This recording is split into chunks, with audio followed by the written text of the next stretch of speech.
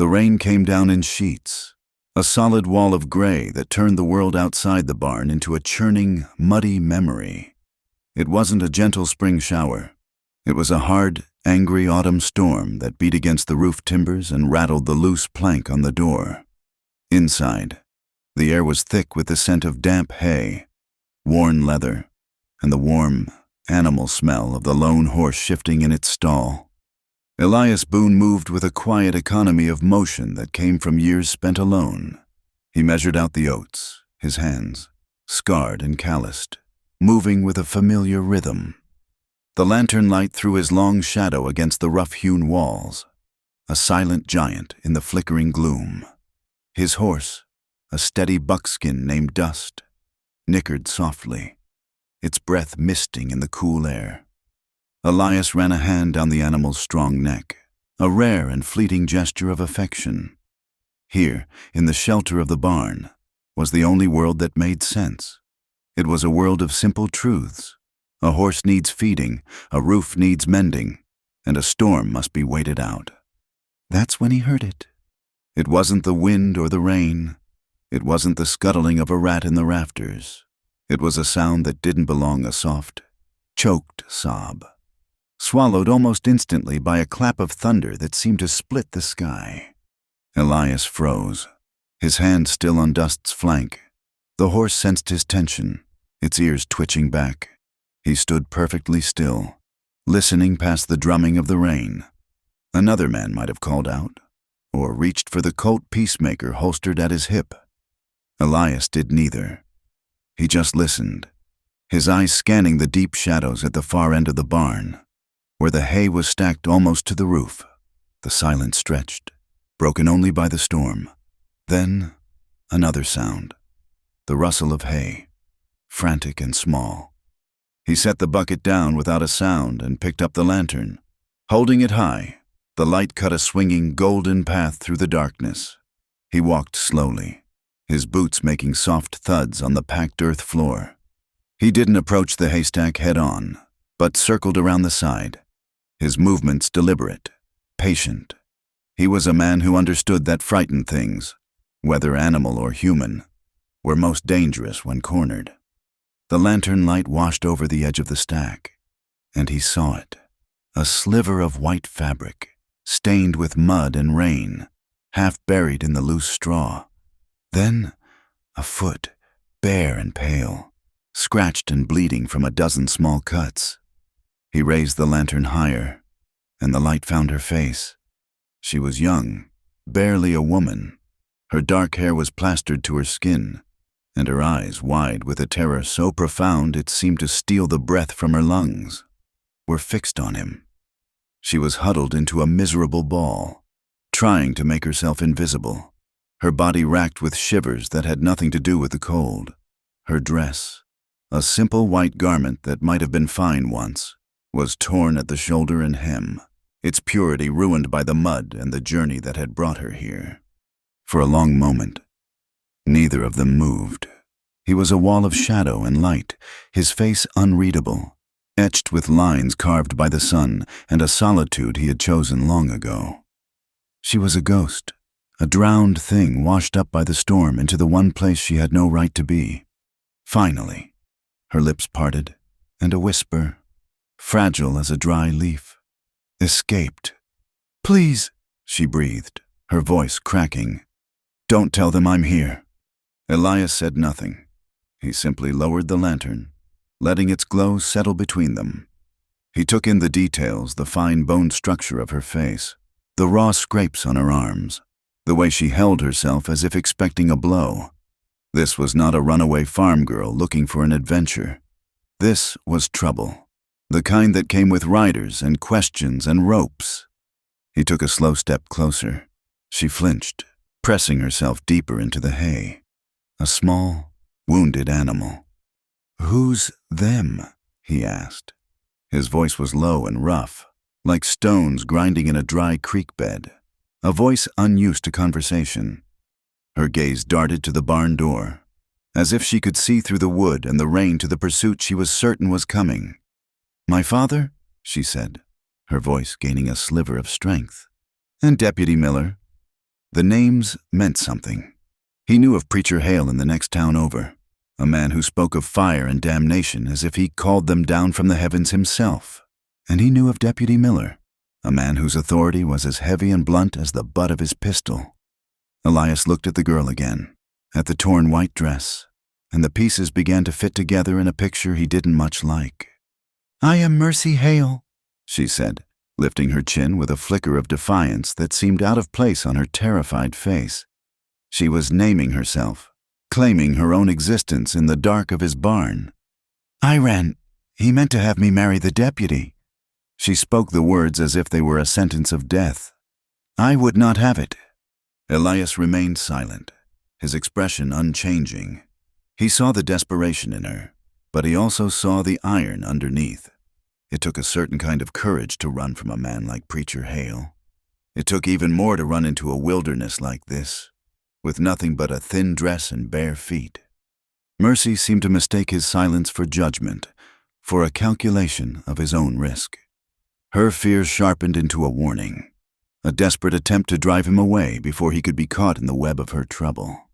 "You don't understand," she whispered, her eyes pleading with him. She pushed herself up a little, her hands clenched in the damp straw. "I'm a preacher's virgin daughter." She said the words carefully, loading them with all the weight and meaning they carried in this world.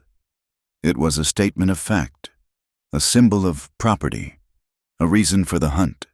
A preacher's daughter was meant to be an example of purity and obedience. Her flight was not just defiance, it was a scandal, a stain on her father's name that he would scour away with violence if necessary. "And they'll hurt you too if they find me here," she finished, her voice dropping. "They'll say you took me, that you defiled me. They will not listen to reason. My father sees the devil in every shadow." She was offering him an escape.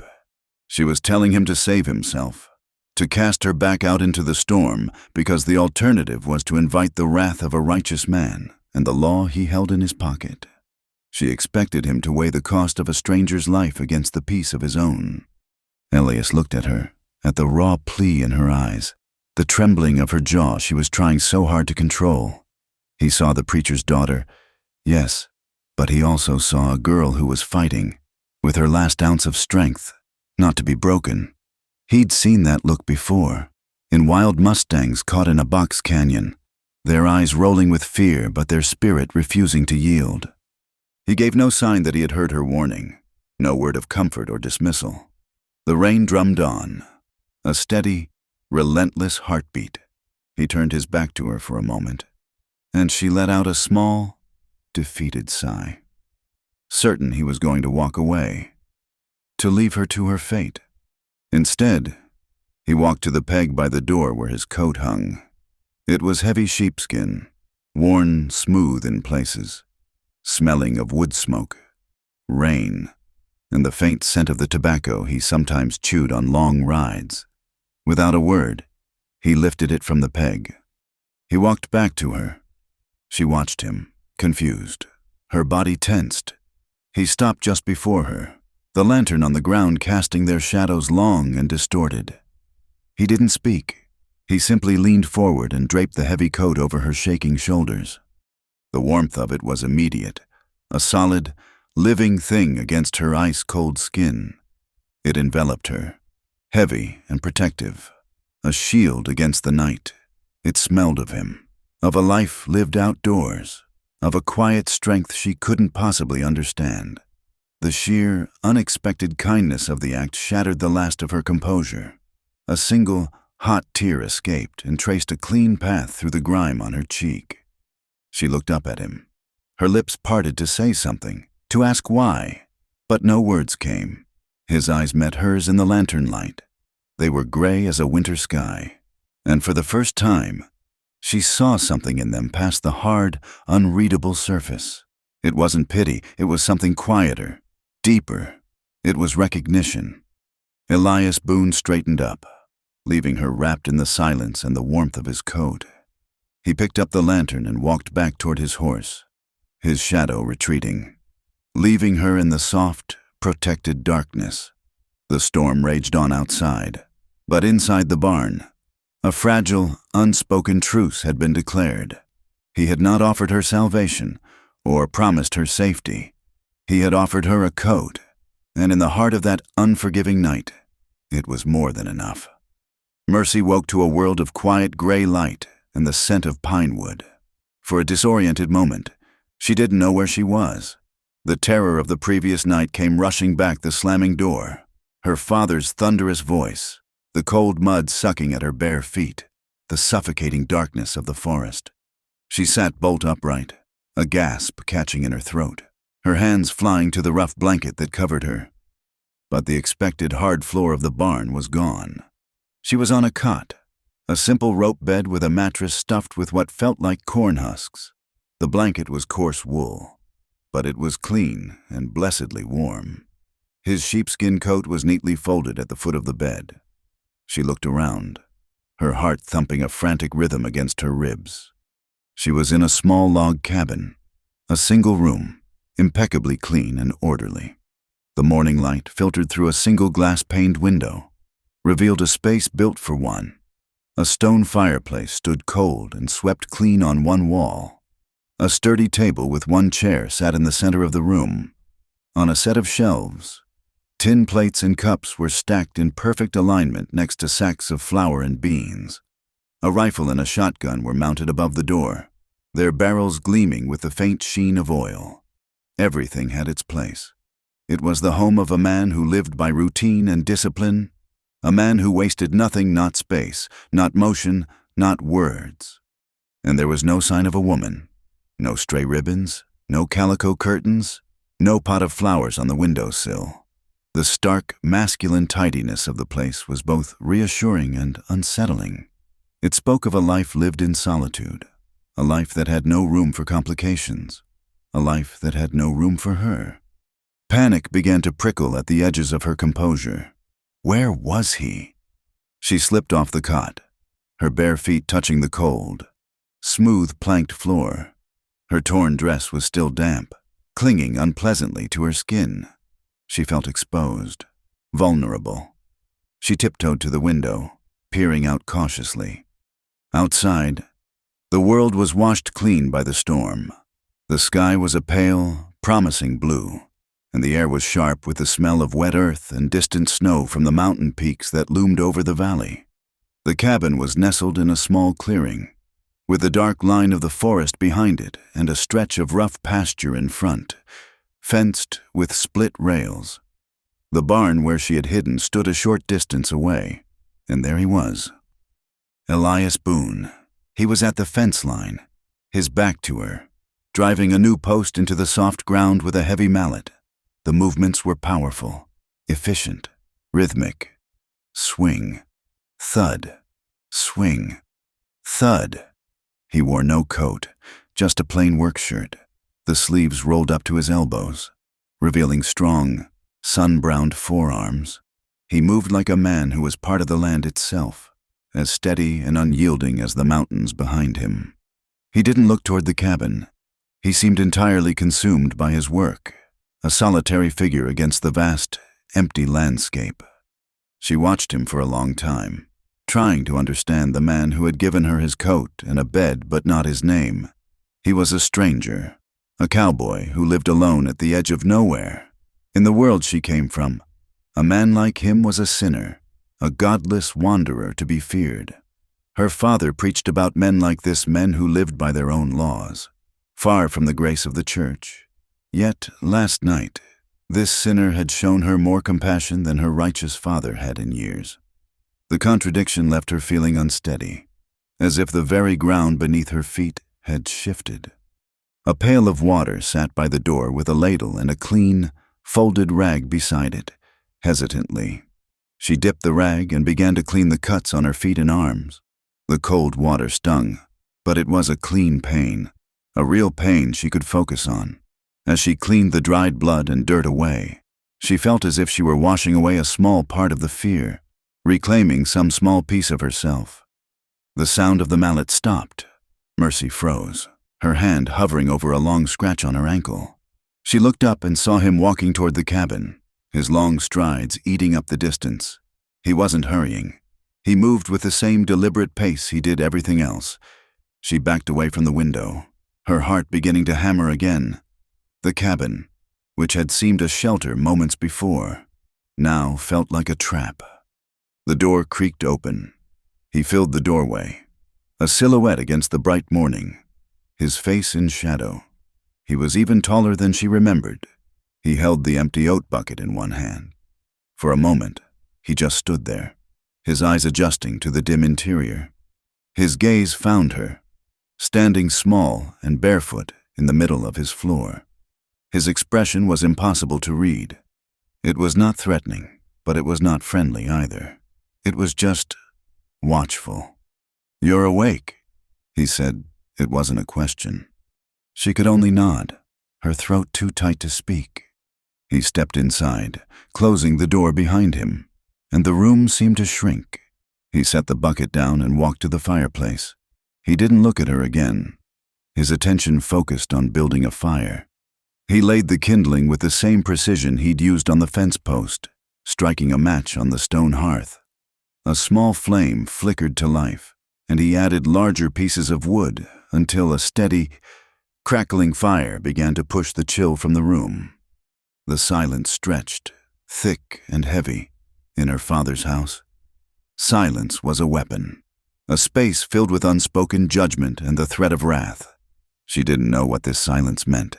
She clasped her hands together to stop them from trembling. "My name is Elias Boone," he said, still crouched by the fire, his back to her. He had given her his name. It felt like an offering, a piece of information that cost him something. "Mercy Hale," she whispered, though she knew he already knew. He nodded once, a curt, small movement. He stood up and turned to face her.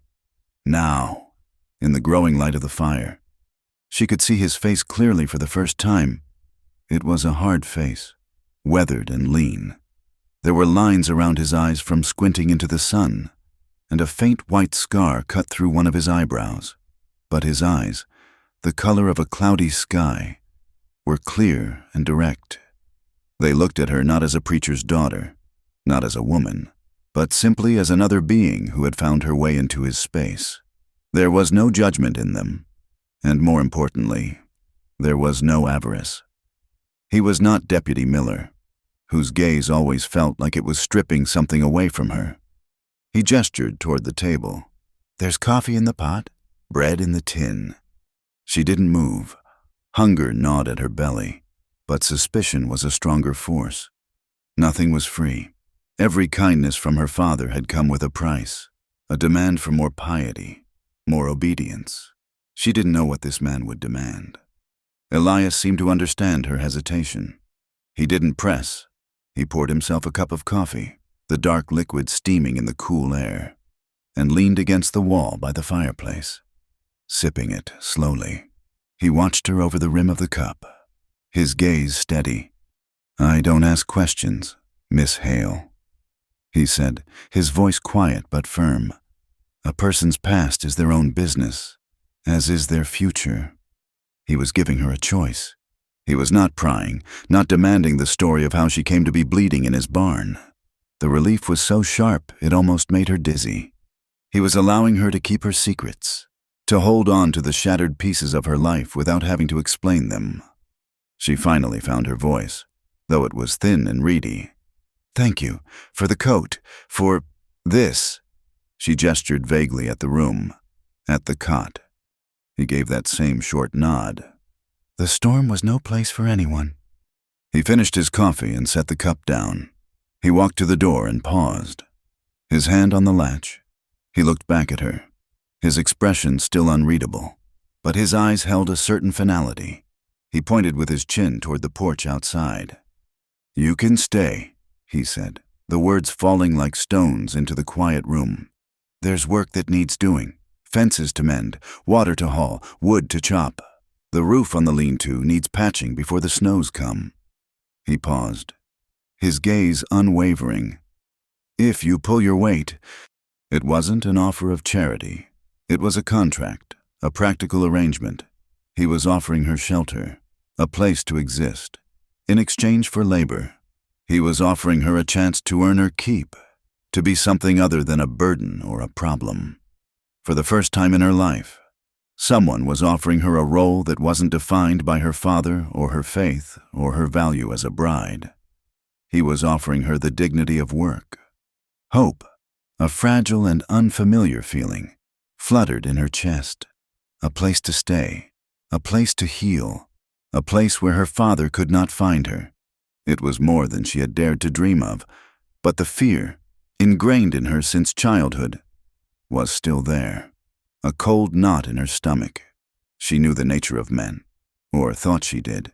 She knew the dangers a lone woman faced. She lifted her chin, meeting his gaze directly. She would accept his offer, but she would set a boundary.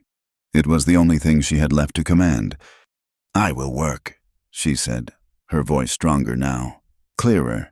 "I will earn my place here, but on one condition." Elias waited, his hand still on the door, his patience a palpable thing. "You are not to touch me," she said, the words stark and definite in the quiet cabin. "Not ever."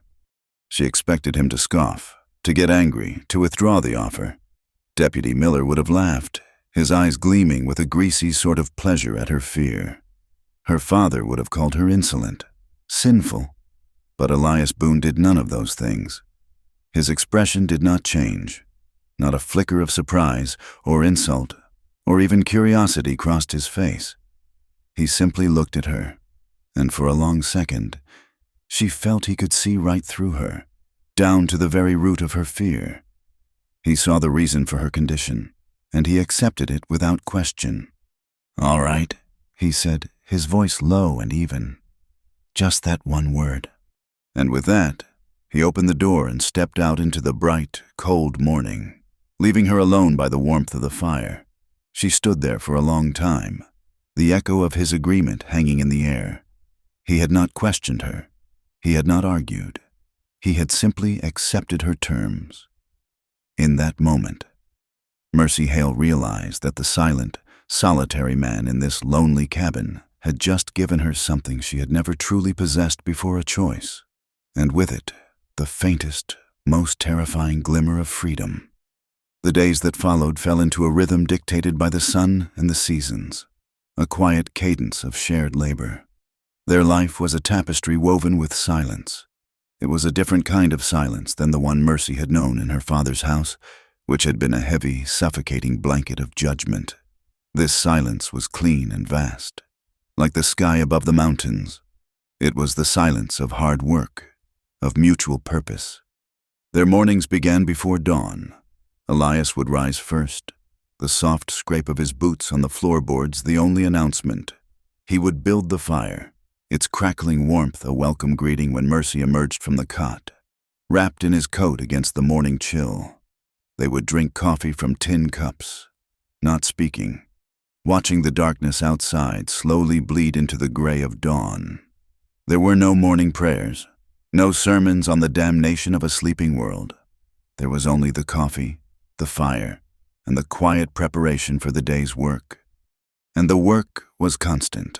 They mended the long stretches of fence that bordered the pasture, Elias digging the post holes with a grim determination while Mercy hauled the split rails. Her hands, once soft and accustomed to needlepoint, quickly becoming calloused and scratched. She learned the heft of an axe, the ache in the shoulders that came from chopping firewood for hours on end. She hauled buckets of water from the creek until her arms felt like they would pull from their sockets. Elias never gave orders.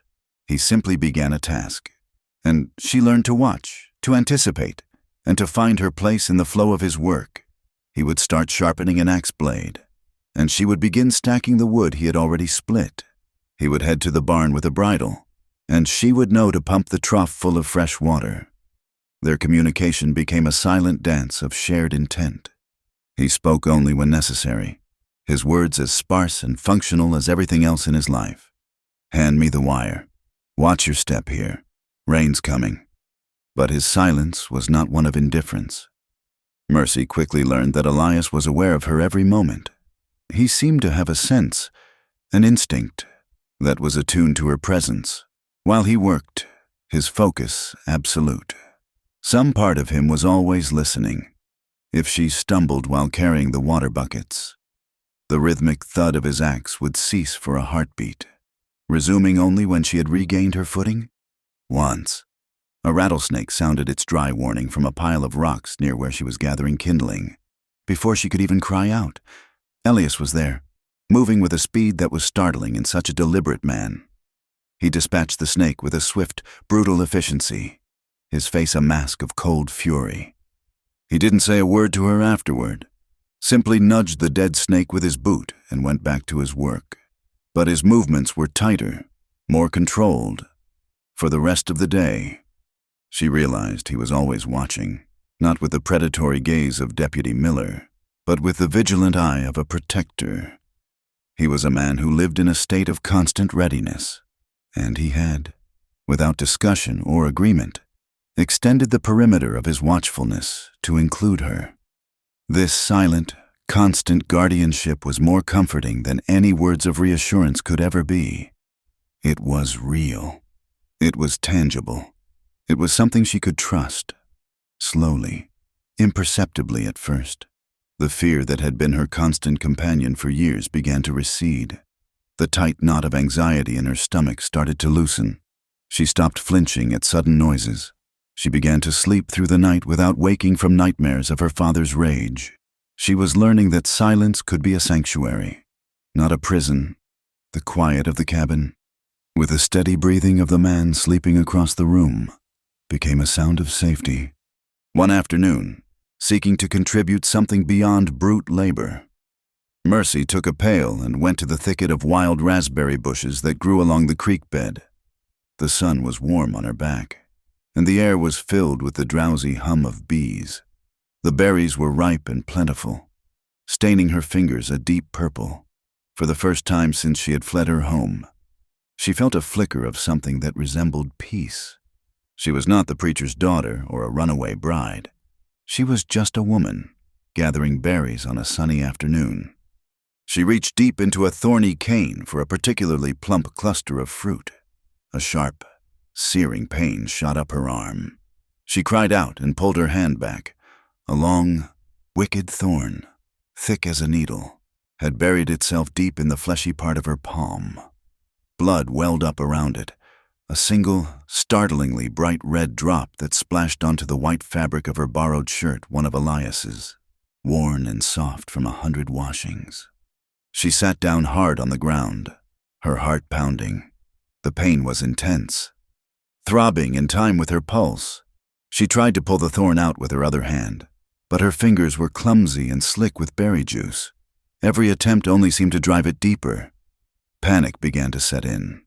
It was a small thing, a thorn, but it felt like a violation, a reminder of how hostile this new world could be, how quickly a moment of peace could be shattered by pain. She struggled with it for several minutes, gritting her teeth against the pain, tears of frustration blurring her vision. She refused to call for him. She was determined to handle it herself, to not be a burden, to not be weak, but the thorn would not budge. Defeated, she walked back toward the cabin, cradling her injured hand. Elias was on the porch, mending a piece of leather tack. He looked up as she approached, his eyes immediately going to the way she held her hand, to the small, dark stains on her shirt sleeve. He said nothing, but he put down his work, his movements economical and precise. He stood as she climbed the steps, his shadow falling over her. "What is it?" he asked, his voice low. "It's nothing," she said, her own voice tight and defensive. "Just a thorn." She tried to walk past him into the cabin, but he put out an arm, blocking her way. It wasn't a threatening gesture, just a simple, solid barrier. "Let me see." It was a command, spoken quietly but with an authority that allowed no argument. Hesitantly, she held out her hand. He took it gently. His hands were rough and calloused, but his touch was surprisingly light. He turned her palm to the light, his brow furrowing slightly as he examined the wound.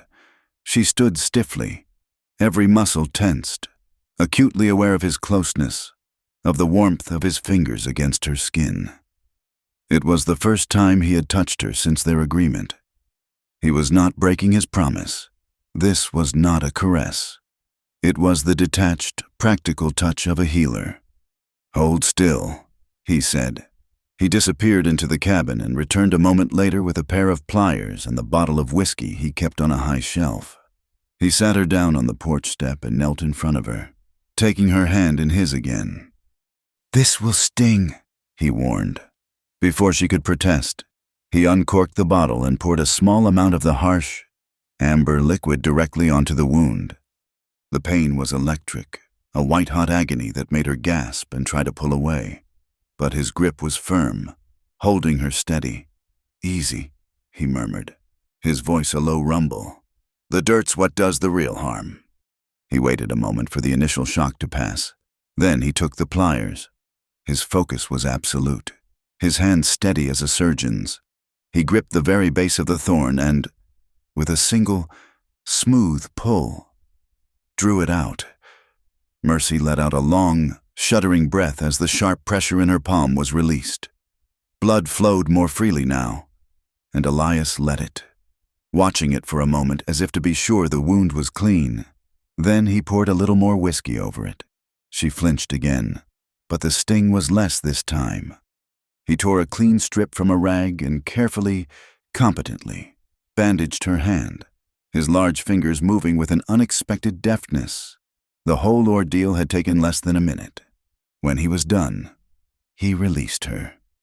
She pulled her hand back, cradling it against her chest. She looked up at him, ready to thank him, but the words caught in her throat. He was still kneeling in front of her, his gray eyes fixed on her face. He saw the sheen of tears in her eyes, the faint trembling of her lower lip. He saw not just the pain, but the fear and the frustration behind it. He looked at her bandaged hand, then back to her face. His expression was somber, serious. "You bleed like anyone else," he said, his voice quiet but carrying the weight of a profound truth.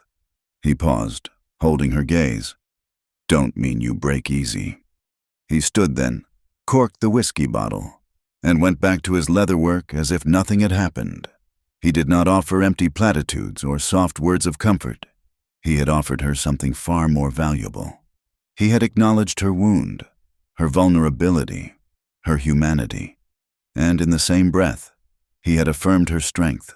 He had seen her pain, and he had seen her endurance.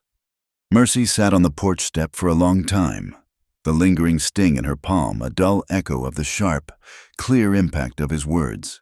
"Don't mean you break easy." No one had ever said anything like that to her before.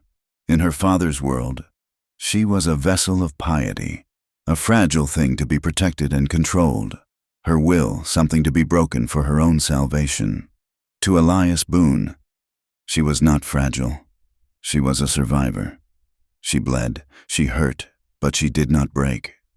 That evening, as they ate their simple meal of beans and cornbread, the silence in the cabin felt different again. It was no longer just the absence of the noise. It was a shared space, filled with a new, unspoken understanding. She looked at the quiet man across the table, at his scarred hands, his weathered face, and the trust she had been so carefully, cautiously building, finally settled in her heart, solid and sure. She was safe here, not just from her father, but from the world.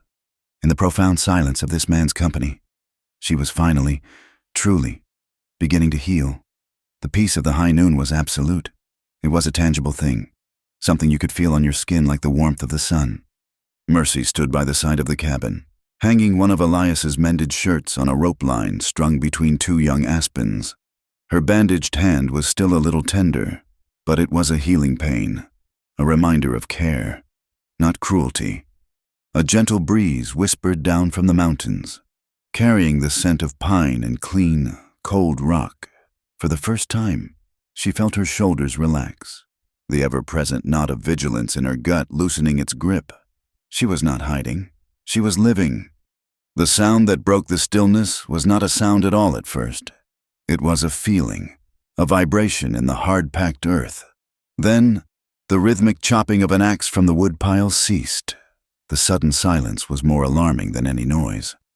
Mercy looked over and saw Elias, axe in hand, standing perfectly still.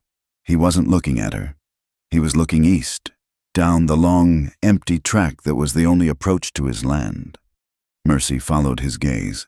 At first, she saw nothing but the shimmering heat rising from the valley floor.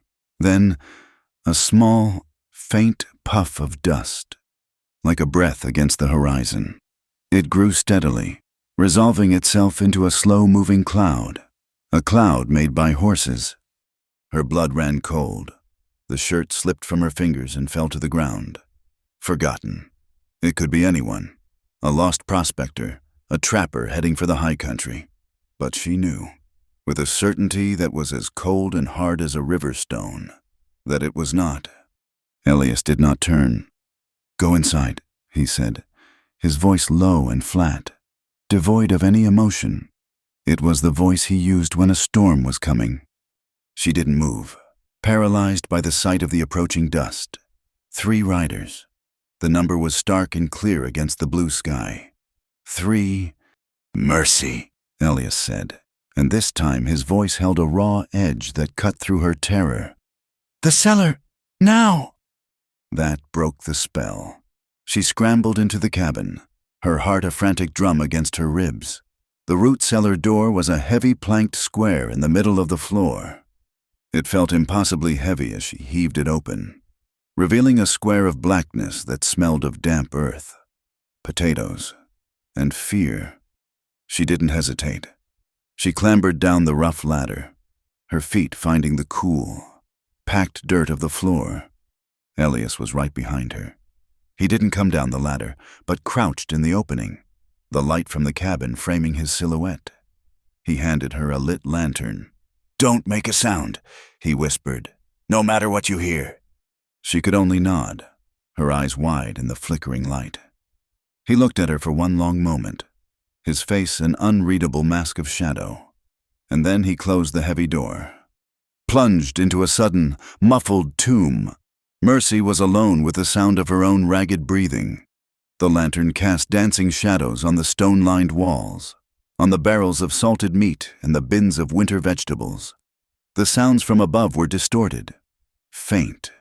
The solid thud of his boots walking across the floor, the scrape of a chair being moved. Then, a deeper silence as he went outside to wait. She sank down onto an overturned bucket, the lantern held in a white-knuckled grip, and began to pray. Not the formal, fearful prayers of her father's church, but a desperate, silent plea sent into the cold, dark earth. Outside, Elias stood on the porch, his arms loose at his sides. He watched them come. He had known this day was a possibility, a debt that would eventually come due. He had seen the way Mercy looked to the east every morning, the faint, lingering terror in her eyes. Trouble always finds a trail. They rode into his yard and pulled up, their horses blowing and stamping in the dust. The man in the middle was Preacher Hale. He wore his funereal black coat, now powdered with the grime of the trail. His face flushed a dangerous, mottled red beneath his wide-brimmed hat. His Bible was tucked into his saddlebag, but the book in his eyes was one of wrath and vengeance. To his right sat Deputy Miller, a big man running to fat, his face slick with sweat. He unbuttoned his holster flap as he dismounted, a gesture that was both casual and a clear threat. A silver star was pinned to his vest, but it was tarnished, and his eyes held the smug, possessive gleam of a man who uses the law as a club. The third man remained mounted. He was lean and wiry, dressed in a long, pale duster that seemed to have absorbed the color of the arid land. He sat his horse with a lazy stillness that was more menacing than the deputy's posturing. His face was narrow, his eyes small and dark, and they missed nothing. They swept over the cabin, the single chair, the laundry line with a woman's chemise hanging next to a man's shirt, the small, freshly tended patch of herbs near the door. He was a tracker, a man who read stories in broken twigs and displaced stones. "Sinner!" Preacher Hale's voice boomed, shattering the midday peace. You stand before a man of God. We have come for what is mine. We have come for my daughter." Elias did not move. He let the man's fury wash over him, as inert as a boulder in a river. His gaze remained level, calm. "You've ridden a long way for nothing, preacher," Elias said, his voice even. "There's no one here but me." "Liar," the preacher roared, taking a step forward, his hand clenched into a white-knuckled fist. "The devil is in your mouth. We have tracked her to this godless place. We know she is here." Deputy Miller swaggered forward, his hand now resting on the butt of his pistol. "This is official business. Boone, we're looking for a runaway, a girl under her father's protection. The law says we can search any property we see fit." He grinned, a humorless stretching of his lips. "And I see fit. She's promised to me. She's my property, you might say." Beneath the floorboards, Mercy flinched as if struck.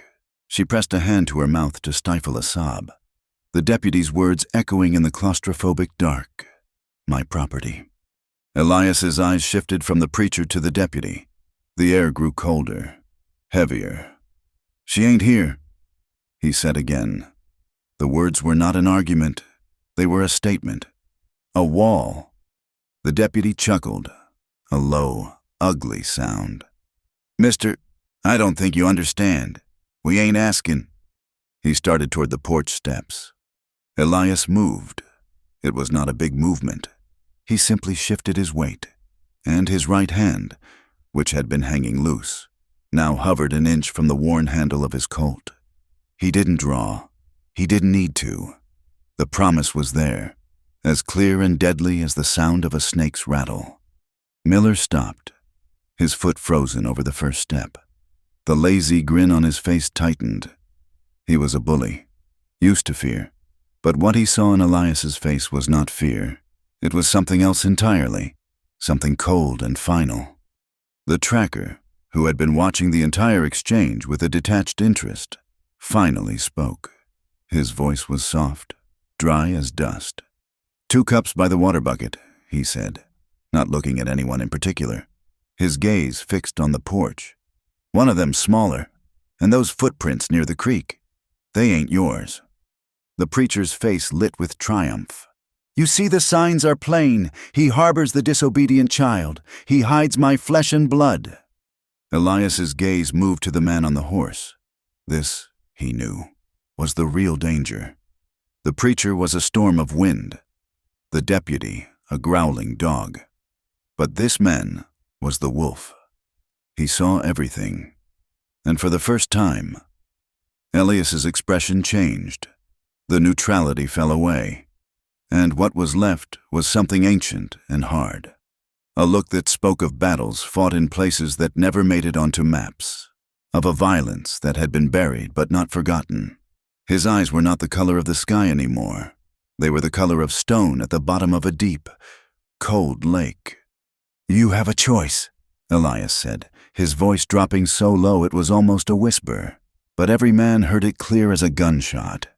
"You can believe my words and ride out of this valley with the sun still in the sky." He paused, his gaze locking onto the tracker.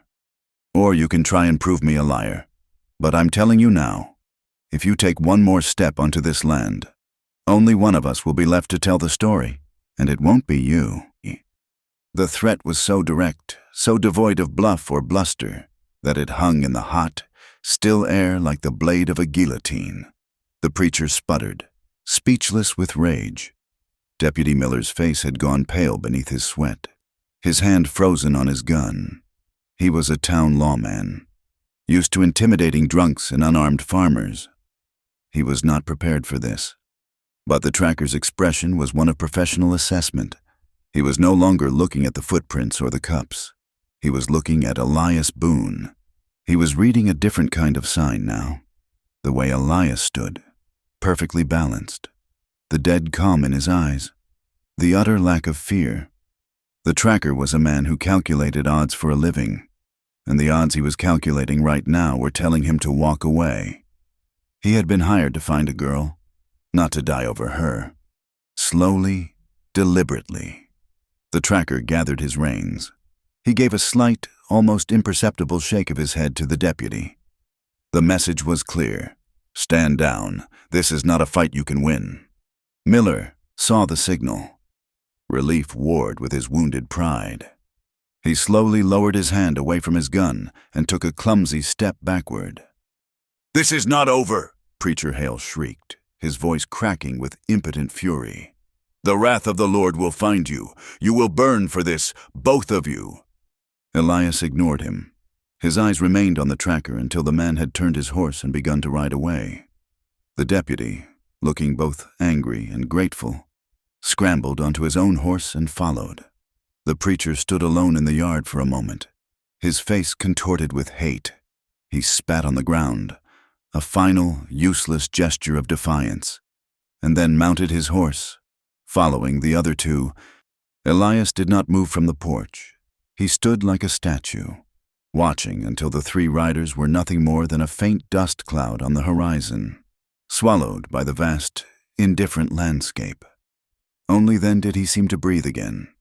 He turned, the tension finally leaving his shoulders, and walked back into the cabin. He crossed the floor and pulled open the heavy cellar door, flooding the darkness with light. Mercy looked up, her face pale as bone in the lantern light, her eyes wide and luminous with terror and a dawning, fragile hope. He stood over her, a dark silhouette against the bright, safe world above. He didn't say a word. He just reached down his hand. The sun bled out across the western horizon, painting the undersides of the clouds in brutal shades of orange and purple. The day was dying, but the tension it had brought remained, a palpable hum in the cooling air. Dinner was a silent affair, even more so than usual. Mercy moved about the cabin, her hands trembling as she washed the tin plates, every creak of the floorboards, every gust of wind against the window pane, sounded like the hoofbeats of returning riders. They were gone, but they had left a poison behind. They had dragged the ugliness of her past into this quiet valley, staining the one place she had begun to feel safe. More than that, they had put him in danger. She kept seeing it over and over in her mind, Elias, standing on the porch, a lone, immovable object against a tide of malice. He had faced down her father's rage, the law's corruption, and a tracker's cold eyes. All for her. For a stranger. The weight of that debt settled on her chest, heavy and suffocating. He had stood between her and the world, and she had never even told him why she was running. After the meal, Elias took his rifle from the wall mount, cleaning it with slow, deliberate movements. He didn't speak of the confrontation, didn't ask her if she was all right. He simply cleaned his weapon, the soft, oiled clicks of the mechanism, the only sound in the room. It was not a threatening act, but it was a sobering one. It was a reminder that the peace here was a fragile thing, something that had to be defended. When he was done, he didn't return the rifle to the wall. He leaned it against the doorframe, where it could be reached in an instant. Then he picked up his axe and went outside. Mercy watched him from the window as dusk deepened into night. A full moon rose over the sharp peaks of the mountains, bathing the valley in a stark, silver light. She thought he might be making a round, checking the property line, but instead, he walked to the woodpile down by the creek and began to chop wood. Thwack! A pause. Thwack! The rhythm was steady, powerful, relentless. He was working, but this was not the measured pace of a daily chore. This was something else. He was chopping away the memory of the afternoon, venting the cold, coiled anger he had kept so tightly controlled. He was working through the violence that had been threatened upon his home, channeling it into the clean, honest act of splitting wood. She couldn't stay inside. The silence of the cabin, which had once been a comfort, now felt charged with everything unsaid. She wrapped his heavy sheepskin coat around her shoulders. It felt less like a borrowed thing now, and more like a shield, and stepped out into the cold, moonlit night. The air was crisp and clean. She followed the sound of the axe, her feet making soft sounds on the path. He was a silhouette of motion against the shimmering surface of the creek, his shadow long and dark on the ground. The moonlight caught the silver of the axe head as it rose and fell, a glint of cold fire in the night. He didn't seem to notice her approach, or if he did, he gave no sign. He was lost in the rhythm of his work. She stopped a few feet away, clutching the coat around her, waiting. He finished splitting a log, the two halves falling away with a satisfying crack. He paused to set another round on the block, and in that moment of stillness, his breathing was audible, harsh and deep in the quiet air. "You should not have done that," she said, her voice small, almost lost beneath the gentle murmur of the creek. "For me?" Elias didn't look at her. He spat on his hands, gripped the axe handle, and raised it high. Thwack! The new log split cleanly in one blow. "They could have hurt you," she pressed, her voice trembling slightly. "That tracker, he knew. He knew I was here." "Knowing and proving are two different things," Elias said, his voice flat, his attention on the wood. He set another log. Thwack! "But you put yourself in their path. You lied for me." The words felt inadequate, flimsy things to describe the stand he had taken.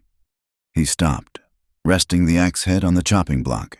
He still didn't look at her, but his shoulders seemed to settle, the furious energy draining out of him.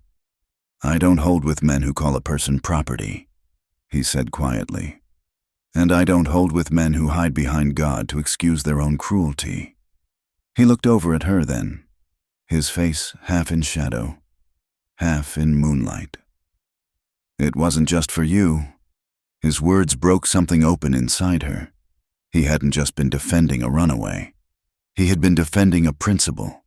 He had understood, without her ever saying a word, the very essence of the cage she had fled. Tears pricked at her eyes, hot and sudden. "You don't know," she whispered, the words catching in her throat. "You don't know what he's like." Elias turned back to his work, giving her the space to speak.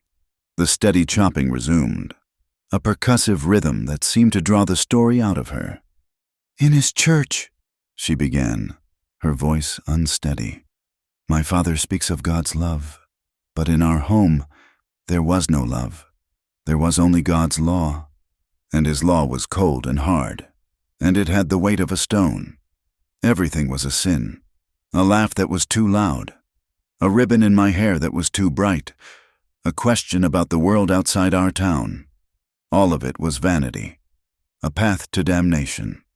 She paused, gathering her courage. The memories were a physical thing, a tightness in her chest, a bitter taste in her mouth. He was careful. The town saw a devout man, a loving father to his pious daughter. They didn't see his eyes when a plate was dropped.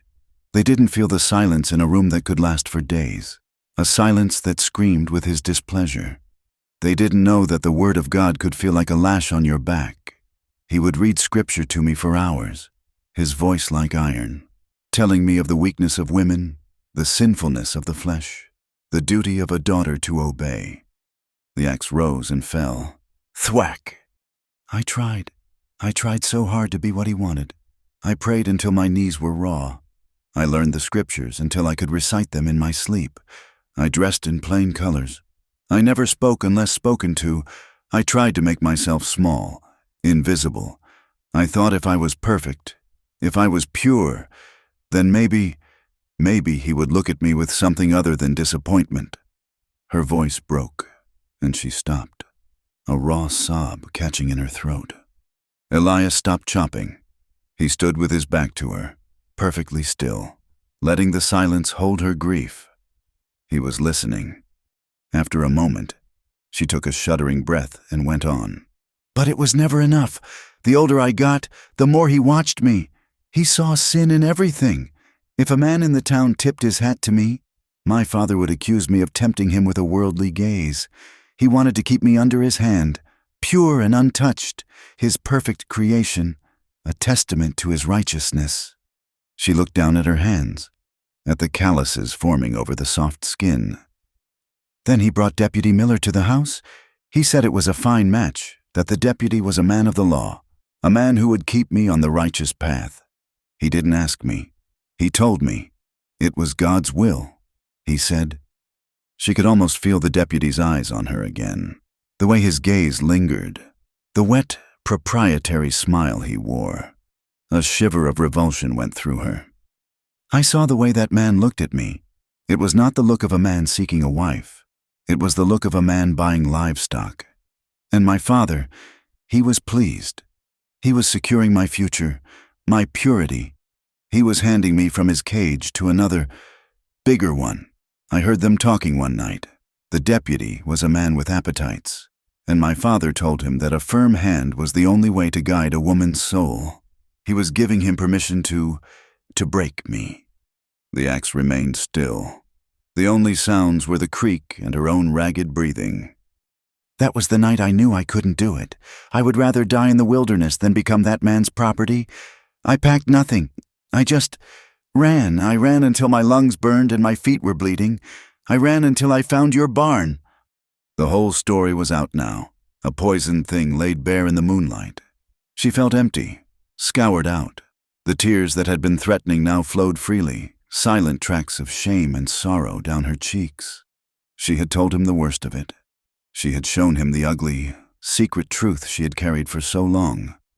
I'm not just the preacher's daughter, she whispered to his unmoving back, the words a final, desperate confession. I'm his secret shame, the one who would not bend, the one who ran. She looked out at the vast, empty land, at the cold, indifferent moon. And I don't know what I am now. The silence that followed was absolute. The creek seemed to hold its breath. Elias stood for a long moment, a figure carved from shadow and moonlight. Mercy thought he might turn and walk away, disgusted by her story, unwilling to be burdened by her brokenness. She had brought a darkness to his door that he had never asked for. But he didn't walk away. Slowly, he set the axe down, leaning it carefully against the chopping block. He turned to face her. His face was unreadable in the shifting light, his eyes dark pools of shadow. He walked the few steps that separated them until he was standing directly in front of her. She flinched, expecting, she didn't know what, a word of judgment, an order to leave, pity. He did none of those things. He simply looked at her, at the tears glistening on her cheeks, at the raw pain in her eyes. He reached into the pocket of his trousers and pulled out a clean, folded handkerchief. It was plain cotton, worn soft with use. Wordlessly, he lifted his hand, and with a touch that was impossibly gentle for a man with such hard, calloused hands, he wiped the tears from her face. He didn't speak. He offered no comfort, no absolution. He simply stood there, in the cold of the night, and shared her sorrow, bearing witness to her pain in the only way he knew how. It was a gesture of such profound and simple kindness that it took her breath away. It was an answer, an acceptance, a promise that here, in this quiet valley, she was not a source of shame. She was just mercy, and that was enough. The night that followed was the first in a lifetime that Mercy had slept a truly dreamless sleep. The confession by the creek had been a lancing of a wound, letting out a poison she hadn't known she was still carrying. In the shared silence that followed, a new, unspoken foundation had been laid between them. She had trusted him with her story, and he had not turned away. The quiet rhythm of his breathing from across the cabin was a lullaby of safety, and she fell into a deep, peaceful dark. She was ripped from it by the smell, acrid smoke, sharp and biting, clawing at the back of her throat, and another sound, a terrible, high-pitched screaming that was not human. It was the sound of a horse in mortal terror. Her eyes flew open to an apocalypse.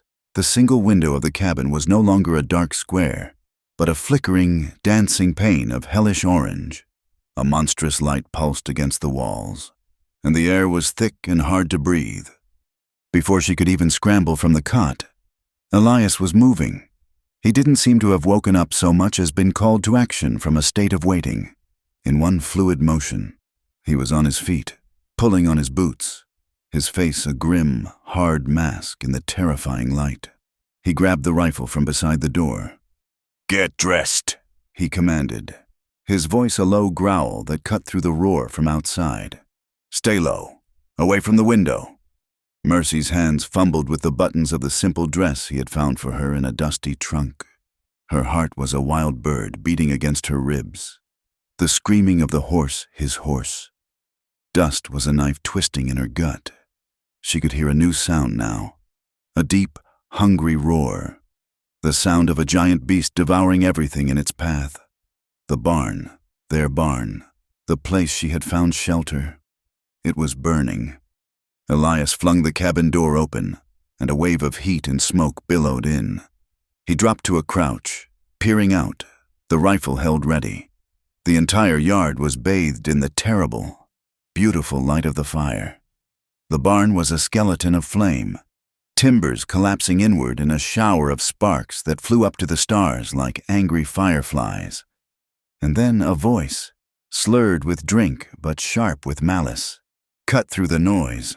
"Boone, I know you're in there. I came back for what's mine. Send out the preacher's girl, and I might let you live to watch your world burn." Mercy froze, a cold dread washing over her that was worse than the heat from the fire. She crept to the door, staying low beside Elias, and peered out. There he was, the tracker. He was on foot, standing a good distance away. Near the edge of the trees, the firelight danced on the long barrel of a rifle he held. Another man was with him, a stranger with a bloated face, holding a torch that was now pointless in the blaze. They were both silhouetted against the inferno they had created. Demons conjured from the flames. The tracker was laughing, a loose, ugly sound full of whiskey and wounded pride. "He came back," Mercy whispered, her voice choked with smoke and horror. "He came back a fool," Elias said, his voice a low vibration of pure, cold rage. His eyes were not on the tracker. They were on the burning barn, and the terrible sounds that had now gone silent. There was a look on his face that Mercy had never seen before, a grief so profound and a fury so deep it seemed to crack the very foundations of his stoic calm. Dust was gone. "The rocks," Elias said, his voice flat and deadly. "By the creek. We have to make it to the rocks. When I go, you run. Don't look back. You run." Before she could protest, he burst from the door, firing his rifle not at the men, but at the ground near their feet. The shot was deafening, kicking up dirt and making the second man stumble back with a curse. It was a diversion. "Go!" Elias roared. Mercy ran. Her lungs burned. Her legs felt like lead, but she ran, her mind a white blank of terror. She scrambled, half falling, down the short bank to the creek bed, the cluster of large granite boulders that lay there her only goal. Another shot rang out, this one from the tracker, and she heard the sickening whine of the bullet as it ricocheted off a stone just inches from her head. She threw herself behind the largest rock, her body hitting the cold, damp earth with a painful thud. She looked back and saw Elias, using the cabin's corner for cover, trading shots with the men. The fire was a roaring backdrop to the scene, casting everything in a moving, distorted light that made it impossible to get a clear aim. The tracker and his companion were shielded by the trees, their gunshots exploding from the darkness. Mercy huddled behind the rock, feeling utterly useless, a liability, the cause of all this destruction. She had brought this hell down on him. His horse was dead, his barn was gone, and now he was fighting for his life. All because of her. A wave of nauseating self-hatred washed over her. Her father had always told her she was a vessel of trouble, a weak-willed daughter of Eve, and tonight she believed him. Then she remembered, when she had fled her home, in her blind panic. She had taken one other thing besides the clothes on her back. Stuffed deep in her pocket had been a small, pearl-handled derringer. It had been her mother's, and after she died, her father had kept it locked in his desk drawer, a relic of a softer world he had since banished. Mercy had taken it not as a weapon, but as a secret, the only thing of value she owned. something she might sell for food if she survived. It was still there, wrapped in a cloth at the bottom of the small satchel she kept by her cot. She looked at the cabin, 100 feet away. It was an impossible distance, but the sight of Elias, alone, his rifle smoke puffing into the night, ignited something in her. It was not courage. It was a desperate, primal rage. They would not take this from her. They would not take him. She began to crawl, staying low in the shallow ditch of the creek bed, the cold water seeping into her dress. The rocks and mud scraped her hands and knees raw, but she didn't feel it. Her world had shrunk to a single, desperate purpose. A bullet slammed into the log wall of the cabin near Elias's head, sending splinters flying. He ducked back, and in that moment, the second man, emboldened by whiskey, broke from the cover of the trees, running low toward the side of the cabin to get a better angle. Mercy saw it happening. She was still yards away from the cabin door, but she had a clear line of sight. Elias was pinned down, unaware of the new threat. There was no time. She got to her knees in the mud of the creek, her hands shaking so violently she could barely hold the small pistol. It felt impossibly heavy, a cold, alien weight in her palm.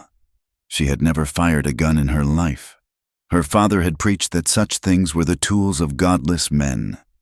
She raised the pistol, trying to aim with both hands to steady it. The drunken man was a large, stumbling shadow against the fire. She tried to remember what she had seen Elias do, how he held himself, how he breathed. She squeezed her eyes shut and pulled the trigger. The sound was a sharp, almost pathetic crack, a pop gun compared to the roar of the rifles. But in the sudden silence between the larger shots, it was as loud as a thunderclap. The running man yelped, not in pain, but in surprise. He stopped, looking around wildly, trying to figure out where the shot had come from. It was enough. Elias, alerted by the sound, spun around the corner of the cabin and fired. The man dropped his rifle and clutched his shoulder, howling in pain, and scrambled back toward the safety of the trees. But the moment's distraction had cost Elias the tracker, a better shot and now cold sober with adrenaline. Took his chance. His rifle boomed from the darkness. Elias cried out, a sharp, guttural sound of pure pain, and staggered back, clutching his side. The rifle slipped from his grasp, clattering onto the porch. He slumped against the cabin wall, a dark stain already spreading across his shirt in the firelight. "Elias!" Mercy screamed, the name torn from her throat. The world went silent. The roar of the fire, the shouts of the men, all of it faded away. The only thing she could see was Elias, hurt, vulnerable, and the tracker stepping out from the trees to finish him. Something inside Mercy broke. The fear, the shame, the years of meek obedience, it all burned away in a blaze of pure, protective fury. She was on her feet, running toward the cabin, the tiny, useless pistol still in her hand. "Leave him alone!" she shrieked, a wild, ragged sound. The tracker turned, surprised to see her. A slow, cruel smile spread across his face.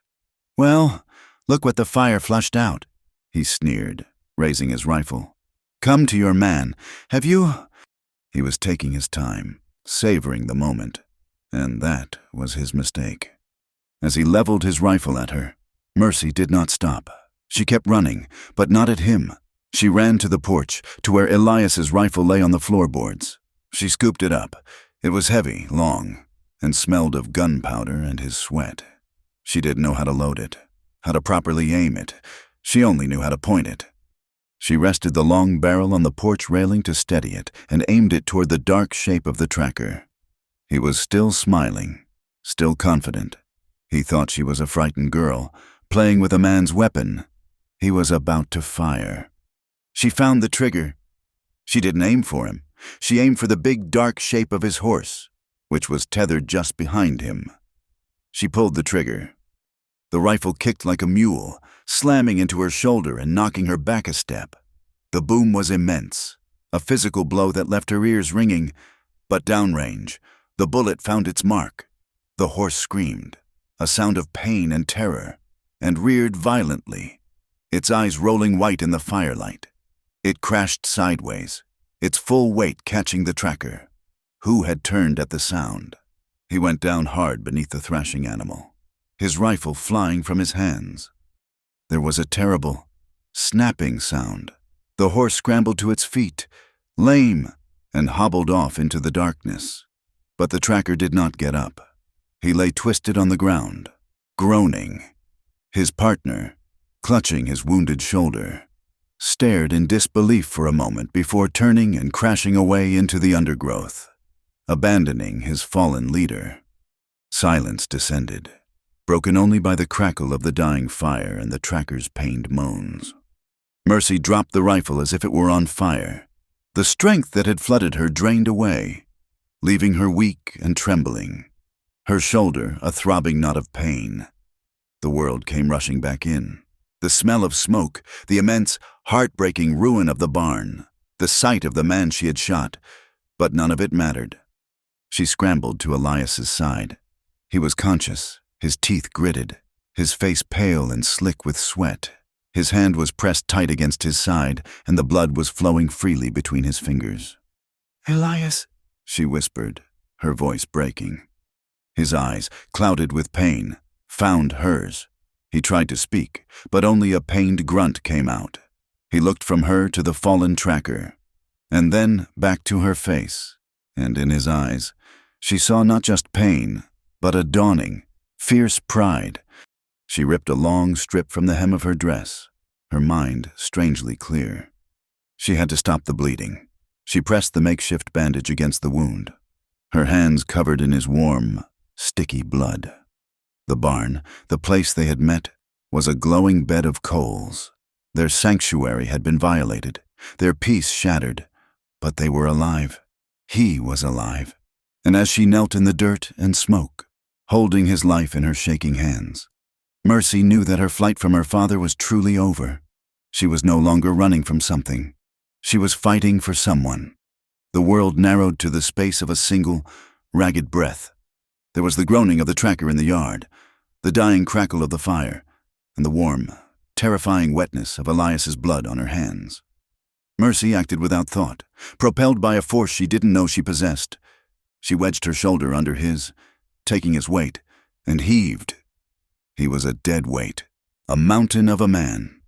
And she was small, but the adrenaline that had fueled her fight now fueled her desperation. He grunted, a flicker of consciousness in his pain-clouded eyes. He tried to help, pushing with his one good leg. Together, they stumbled and scraped their way across the porch and into the relative safety of the cabin. She kicked the door shut with her foot and dropped the heavy bar into place, the solid thud sealing them in. He collapsed onto the rope cot, the one she had been sleeping in, and the fight seemed to drain out of him completely. He was pale under his tan, a waxy sheen of sweat on his forehead. Mercy ripped his shirt open, her hands clumsy but quick. The wound was a ragged, dark hole in his side, oozing blood in a steady, sickening rhythm. It was high on his ribs, a place she prayed was better than his gut. Her mind flew back to the day he'd tended her hand. She grabbed the whiskey bottle, the same one he had used on her. "This will sting," she whispered, her voice a raw echo of his own words. She poured the raw spirit directly into the wound. Elias arched his back with a strangled cry of agony, his teeth gritting so hard she could hear them grind. Then he fell back, his body limp, his consciousness finally surrendering to the pain. She tore strips from the cleanest sheet she could find, pressing them hard against the wound, trying to staunch the flow of blood. But it was relentless. She packed the bandage as tightly as she could, then wrapped more strips around his torso, binding him up with a desperate ferocity. It was a clumsy, amateurish job, but it was all she had. The night was a blur of fear and frantic work. She kept the fire low, not for warmth, but for light. Every hour. She checked the bandage, her heart sinking as the dark stain continued to spread. Sometime after midnight, the fever came. His skin, once cool and clammy, grew hot to the touch. He began to mutter. his head thrashing from side to side on the thin pillow. She knelt beside him, wiping his brow with a cool, damp cloth, trying to decipher the broken words that tumbled from his lips. They were fragments of a life she knew nothing about, shards of memory unearthed by the fever. He spoke of dust and heat, of a long cattle drive. He called out a name, Jed, his voice full of a sorrow so profound it made her ache. He spoke of the cold, of a winter that never seemed to end. He was not the silent, stoic man she knew. He was a landscape of old pains, a man haunted by ghosts she could not see. Listening to him felt like a violation, but she could not pull away. This was him, the man beneath the silence, and her heart broke for him. Dawn came, gray and cheerless, revealing the full extent of the night's devastation. Through the window, she could see the smoldering, blackened ruin of the barn. The tracker was gone. She didn't know if he had crawled away or if his partner had come back for him. She didn't care. All that mattered was the man on the cot, his breathing shallow and rapid, his face flushed with the fire that was consuming him from within. She was exhausted, her body a single throbbing ache, her mind numb with sleeplessness and fear. She didn't know what else to do. She had done everything she could, and it wasn't enough. He was slipping away from her, and she was utterly, terrifyingly alone. It was then that she saw the figure approaching from the direction of the mountains. It was a boy, no more than 15, with a shock of sandy hair and a cautious, wary way of moving. He carried a small burlap sack and walked with the light-footed tread of someone who knew the land. He stopped a good distance from the cabin, his eyes taking in the burned-out barn, the tracks in the yard, the whole scene of violent disarray. Mercy's first instinct was fear. Was he with the tracker? But he was just a boy, and he looked as wary as she felt. She picked up Elias's rifle, the weight of it a grim comfort, and opened the door a crack. "Stay where you are," she called out, her voice hoarse. The boy stopped, his eyes narrowing. "Where's Boone?" he asked, his voice sharp with suspicion. "I saw the smoke." "He's hurt," Mercy said, her voice cracking. "He's hurt bad." The boy's expression changed instantly. The suspicion vanished, replaced by a sharp, focused concern. "Let me see." He started forward. She let him in, watching him carefully. He went straight to the cot, his young face grim as he looked down at Elias. He touched Elias's forehead, then leaned in, smelling his breath. "Fever's got a deep hold," the boy said, his voice taking on an authority that belied his years. "Bullets likely still in him. Did you clean it?" "With whiskey," she whispered. He nodded, a gesture of approval. "Good. It's a start." He looked at her then, his eyes taking in her torn dress, the bloodstains on her hands, the exhaustion etched onto her face. "I'm Tom," he said. "Elias. He let me stay a winter a few years back, taught me to set traps." The simple explanation was everything. This boy was another stray, another soul who had found a moment of kindness in the quiet man's company. He was here to repay a debt. "The wound's gone foul," Tom said, his voice all business. "Whiskey won't be enough. We need yarrow to clean the blood and willow bark to break the fever." He looked at her, a question in his eyes. "Can you make a poultice, a tea?" Mercy nodded, a flicker of hope igniting in her chest. "Yes, just tell me what to do." Tom became her guide to the mountainside apothecary. He knew the land the way she knew scripture. He pointed out the feathery leaves of the yarrow plant growing in a sunny patch by the creek, the smooth, pale bark of the willow trees that lined the bank. He showed her which roots to dig, which leaves to crush. They worked together in a shared, desperate silence, a boy and a woman, bound by their fierce, unspoken loyalty to the man burning up in the cabin. The hours that followed were a ritual of healing. Mercy boiled water, steeping the bitter willow bark into a dark, potent tea. She crushed the yarrow leaves with a rock, mixing them with a little hot water to make a green, pungent paste for a poultice. Her world shrank to these elemental tasks: fire, water, herbs. Each action was a prayer, a small act of defiance against the death that was hovering in the corners of the room. She forced the bitter tea, a spoonful at a time, between Elias's cracked lips. He choked and sputtered, but some of it went down. She changed the bandages, cleaning the angry, inflamed wound and packing it with the fresh, clean-smelling yarrow poultice. She was no longer just a woman tending a man. She was a warrior, fighting a battle on a frontier of flesh and blood. She was doing for him what he had done for her. She was tending the wound, offering what little comfort she could, and refusing to let him be broken. But the fever would not yield. By the second night, it had reached its terrifying peak. Elias stopped thrashing. He grew still, unnaturally so. His skin was dry as paper, and his breathing became a shallow, almost imperceptible whisper. The muttering ceased. He was no longer fighting. He was sinking, drifting away on a dark, silent tide where she could not follow. Mercy felt a cold dread clamp down on her heart. She had done everything Tom had told her. She had used all the knowledge the mountains had to offer. She had exhausted her own strength, and it was not enough. In the dim, flickering light of the cabin, she looked at his still face, at the lines of pain etched around his mouth, at the man who had shown her a kindness she had never known, who had stood between her and her past, who had made her feel safe for the first time in her life. And the thought of this cabin without his quiet presence, of this world without him in it, was a void so vast and terrifying she could not bear it. Her knees gave way, and she sank to the floor beside the cot.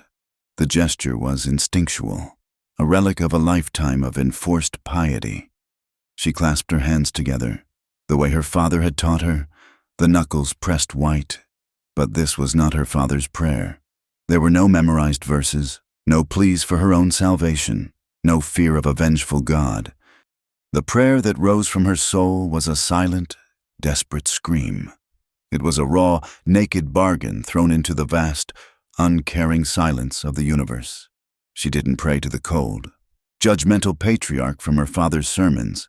She prayed to whatever was out there, to the spirit of the mountains, to the God of stubborn, quiet men, to the source of the fierce, protective love that was now consuming her.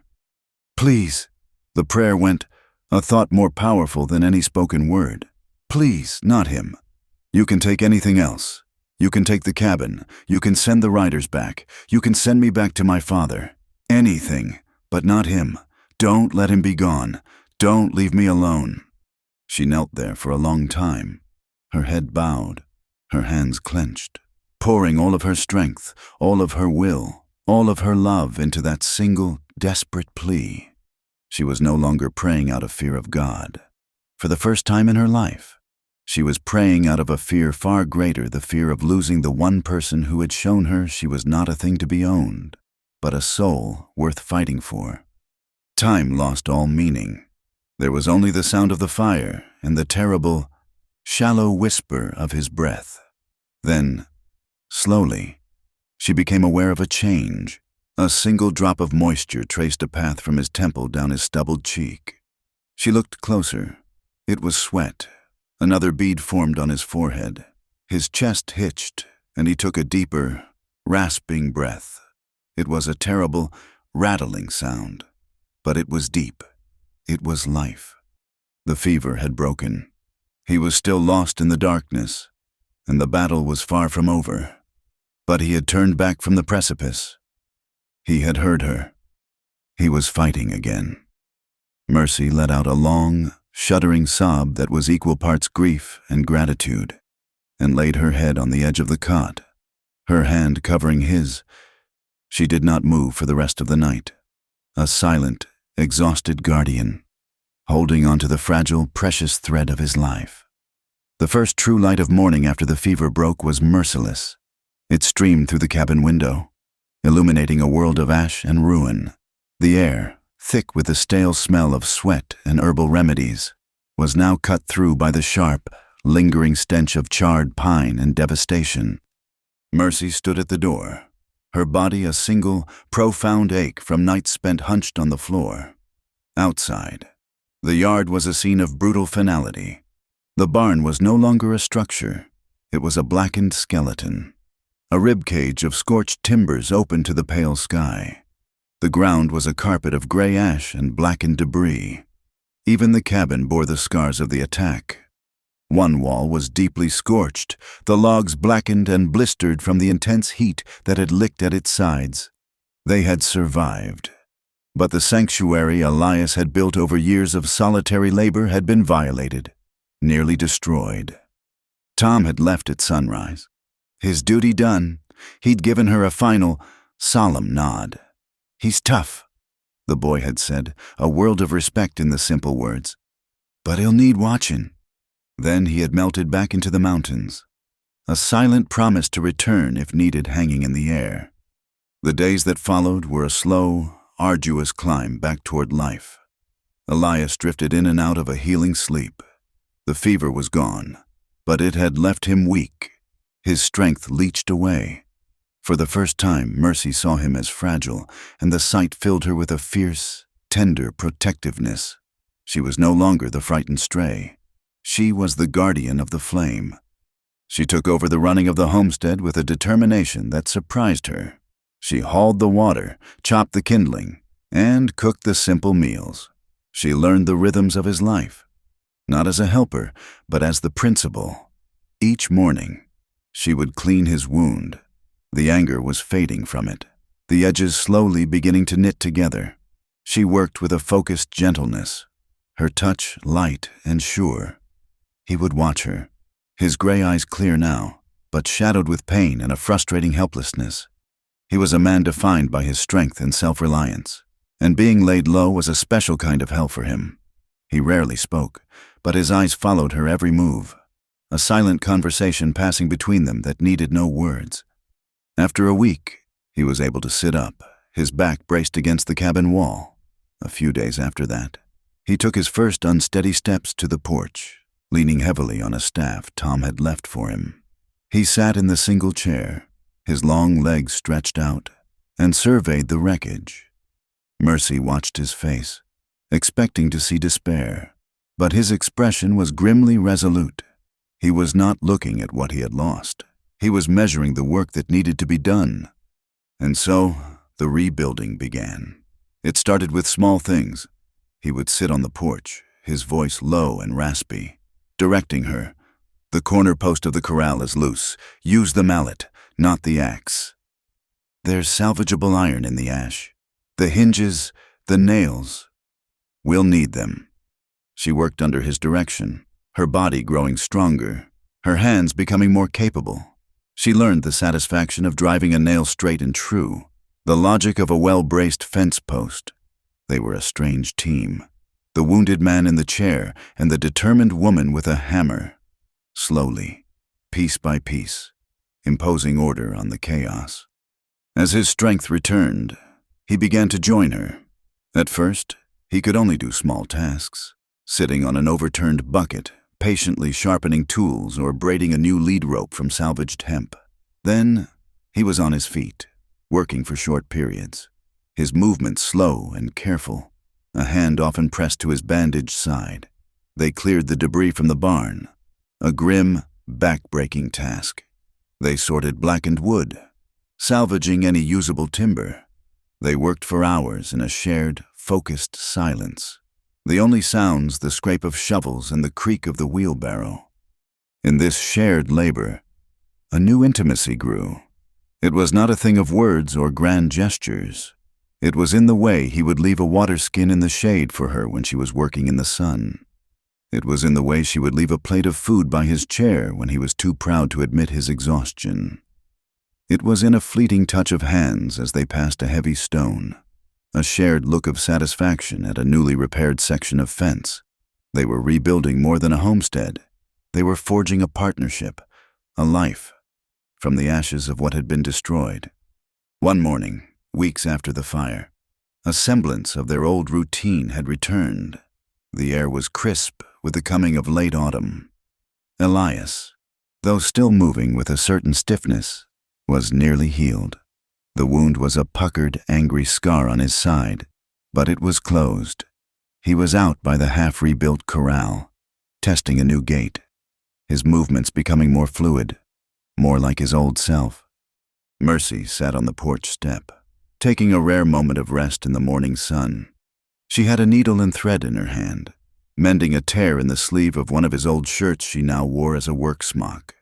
The act of sewing felt different now. In her father's house, it had been a task of piety, of creating delicate, useless things. Here, it was an act of preservation, of making something useful last a little longer. Her stitches were not as fine as they once were, but they were strong, practical, like her. She was bent over her work, her hair, which had grown long and unruly, falling into her face. She pushed a stray strand back with the back of her hand, her focus on the needle. A shadow fell over her. She looked up to see Elias standing there, his face unreadable in the morning light. He had come up the steps so quietly she hadn't heard him. He said nothing. He simply stood before her, holding something in his closed fist.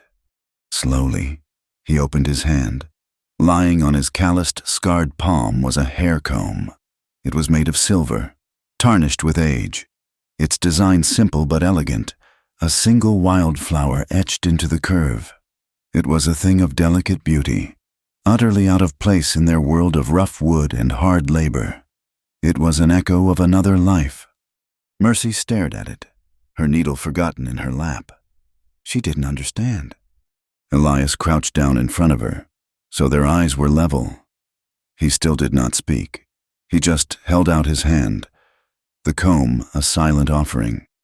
Tentatively, she reached out and took it. The silver was cool and heavy in her palm. It was worn smooth in places, a sign that it had been held and used by someone for a long time. She looked from the comb to his face, her expression a mixture of confusion and a fragile, dawning wonder. "What is this for?" she whispered. He did not answer the question. Instead, he reached out, his touch incredibly gentle, and tucked the stray strand of her hair back behind her ear. His fingers barely brushed her skin, but a jolt went through her, warm and startling. It was the first time he had touched her with anything other than practical necessity. He nodded toward the comb in her hand, a silent instruction. Her hands trembled slightly as she lifted it and slid it into her hair, securing the dark, heavy mass away from her face. It felt strange and formal, a piece of forgotten femininity. The unexpectedness of the gift, its simple, unexplained beauty, broke through the careful walls she had built around her heart. It wasn't a reward for her work. It wasn't a practical tool. It was a gift that said he saw her, not as a worker, not as a fellow survivor, but as Mercy, as a woman. And that simple, profound recognition undid her. Tears welled in her eyes, blurring his image. The pain and fear of her past rose up, not as a terror, but as a deep, mournful ache for the girl who had never been given something just because it was beautiful. "I didn't think I'd ever be more than someone's property," she said, the words spilling out in a raw, quiet rush. It was the core of her fear, the truth she had confessed by the creek, now brought into the clear light of day. "My father's, then the deputy's. I thought that's all a woman could be, something to be owned, to be passed from one hand to the next."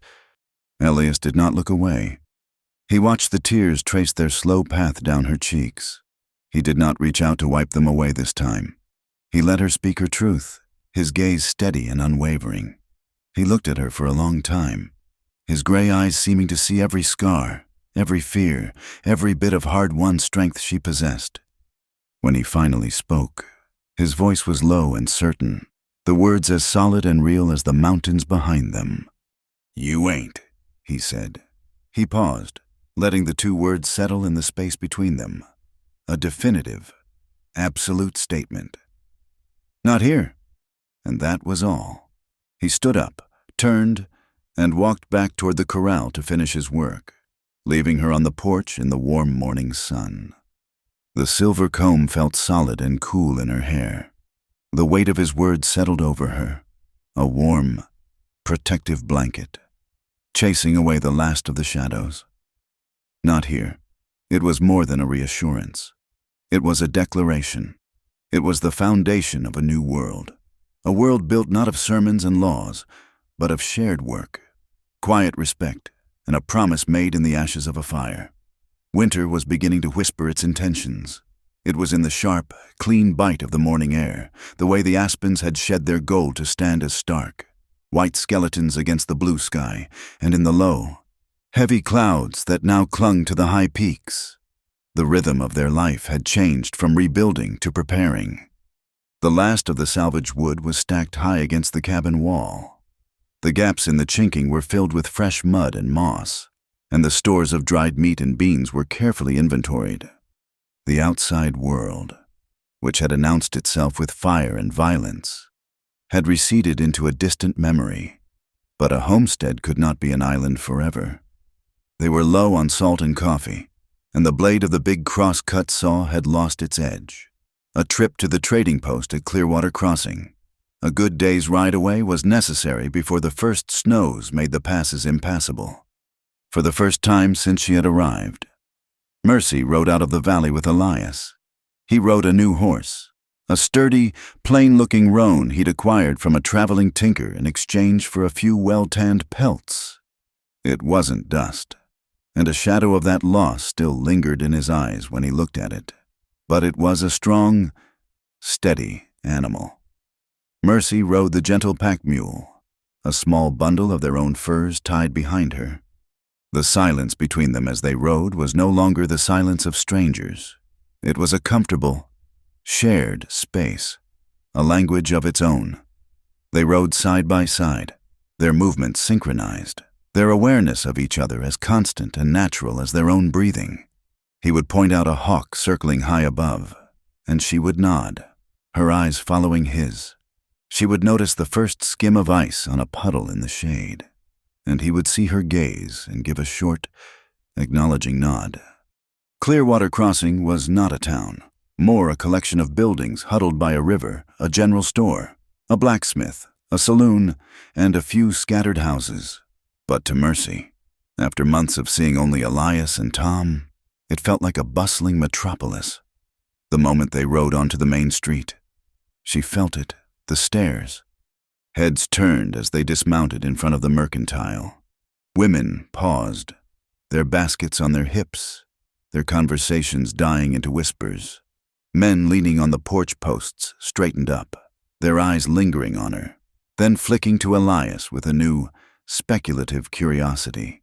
The story of the preacher's runaway daughter and the tracker who had come looking for her had traveled, as such stories do, becoming more embellished with every telling. She was no longer just Mercy Hale. She was a figure of rumor, a scandal given flesh. The old fear, the familiar shame, coiled in her stomach. She felt her shoulders hunch, her gaze wanting to drop to the dusty boards of the porch. Then she felt Elias move to stand slightly behind her, a solid, unmovable presence at her back. He didn't say a word, didn't glare at the onlookers. He just stood there, his shadow falling over hers, a silent declaration that she was with him. The warmth of his presence was a shield. She took a breath, lifted her chin, and followed him into the store. The air inside was thick with the smells of coffee beans, cured leather, and gossip. The storekeeper, a balding man with shrewd eyes, stopped polishing the counter as they entered. The handful of other customers fell silent. Elias walked to the counter and laid his list down. "Need these things, Silas," he said, his voice calm and even, giving no indication that he noticed the sudden tension in the room. The storekeeper looked from the list to Mercy, his gaze lingering for a moment too long. "Heard you had some trouble up at your place, Boone," he said, his voice carefully neutral. "Trouble comes and goes," Elias replied, his eyes never leaving the man's face. "Folks are saying Preacher Hale's girl went missing about the same time," Silas pressed, unable to help himself. "Sayin' she might have headed up into the mountains." Mercy felt her cheeks flush. She could feel every eye in the room on her. She was a specimen, a story to be dissected and passed around. But then she looked at Elias, He stood perfectly calm, his patience absolute. But his eyes had gone cold and flat. He was letting the storekeeper play out his line, and in doing so, letting the man's own foolishness hang him. "This is Mercy," Elias said, his voice quiet but carrying to every corner of the silent store. "She works for me." He did not call her Miss Hale. He did not explain or defend. He simply stated a fact, drawing a line in the sand. She is with me.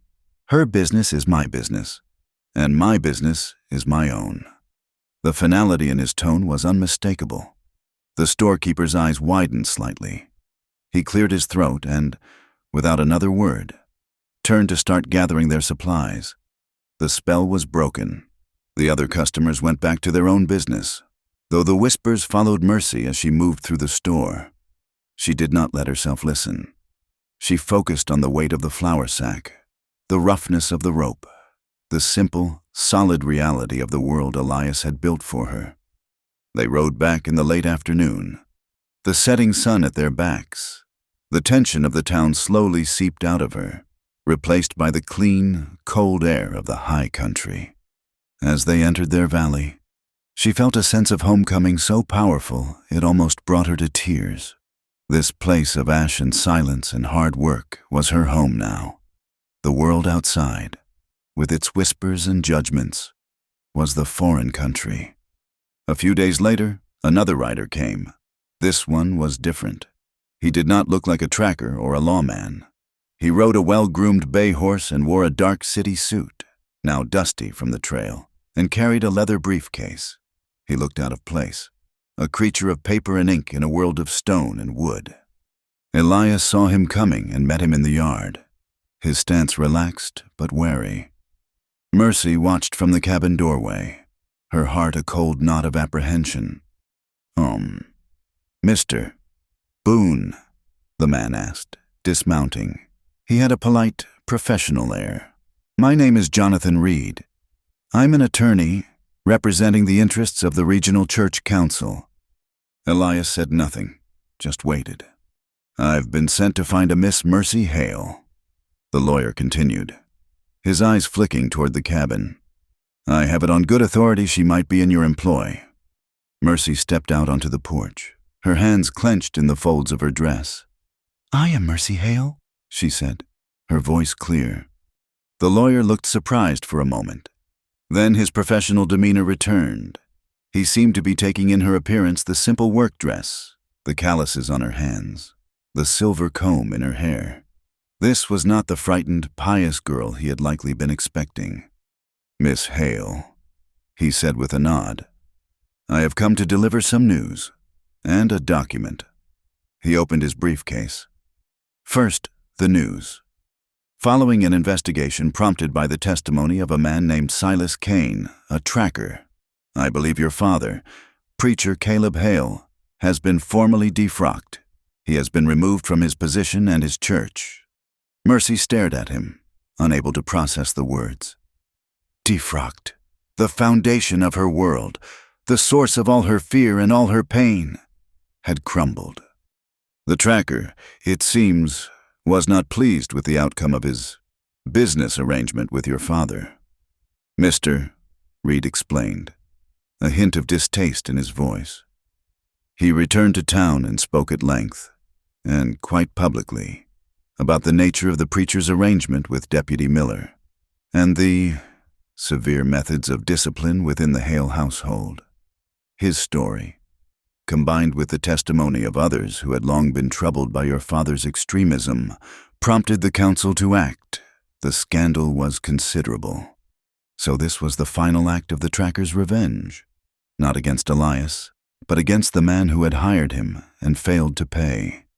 He had burned down her father's life just as he had burned down their barn.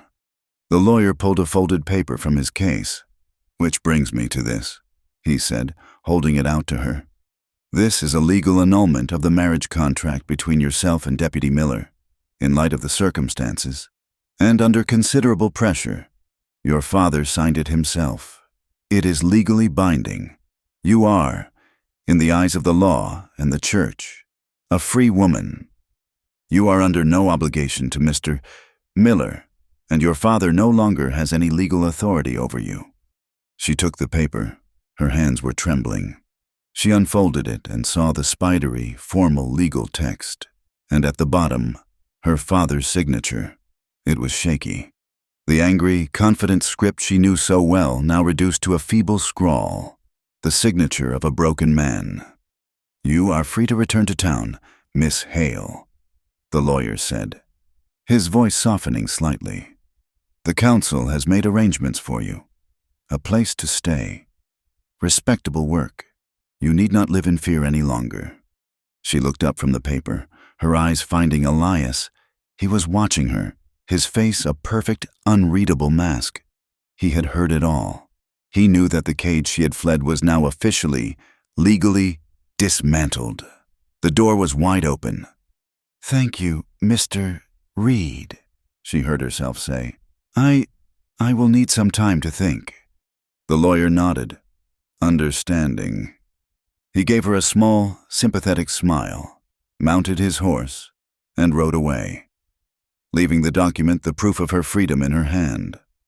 The rest of the day passed in a thick, humming silence. They worked, moving through their familiar chores, but a new, unspoken question hung in the air between them, as vast and empty as the winter sky. Every action felt momentous. As she fed the chickens, she wondered if it was for the last time. As she drew water from the creek, she felt the cold, familiar weight of the buckets, and wondered if she would miss their ache in her arms. Elias did not speak of it. He did not ask her what she would do. He did not offer his opinion. He gave her the one thing her father never had: the dignity of her own choice. His silence was a profound act of love, a demonstration of his trust in her, and it was more heartbreaking than any plea for her to stay. He was willing to let her go, if that was what freedom meant to her. She thought of the town, a clean bed, a proper roof, the company of other women. No more chopping wood until her back screamed, no more hauling water in the freezing cold, no more fear of riders in the night. She was free. But then she thought of the whispers in the store, the judging eyes. She would always be the preacher's runaway daughter. A story, a scandal. She thought of the life the church council would offer her: respectable, safe and confined. Another set of walls, smaller and kinder perhaps, but walls nonetheless. And then she thought of this valley. She thought of the hard, satisfying ache of her own labor. She thought of the silence that was not empty, but full of peace. She thought of the way the moon looked rising over the mountains.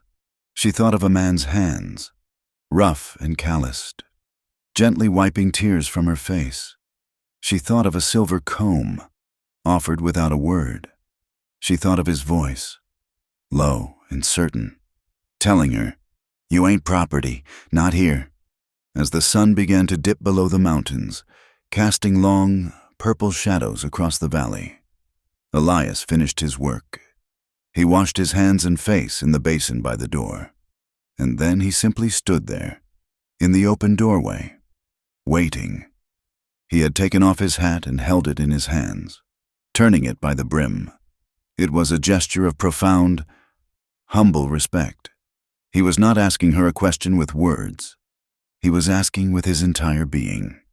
Mercy stood in the center of the small cabin, her heart pounding, her small satchel, the one that held her mother's derringer and the few things she owned, was on the floor by her cot. She could pick it up, walk out the door, and thank him for his kindness. She could return to the world. She looked at the satchel.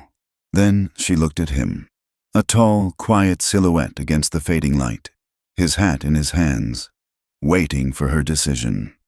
She walked toward the door, her boots making soft sounds on the floorboards. She did not stop to pick up her bag. She walked right past it and out onto the porch, stopping in front of him. The last of the sunlight caught in her hair, and on the silver comb he had given her. "I told you I was a preacher's virgin daughter," she said, her voice small but steady. She looked up at him, her eyes searching his. "But you never treated me like I was a thing to fear."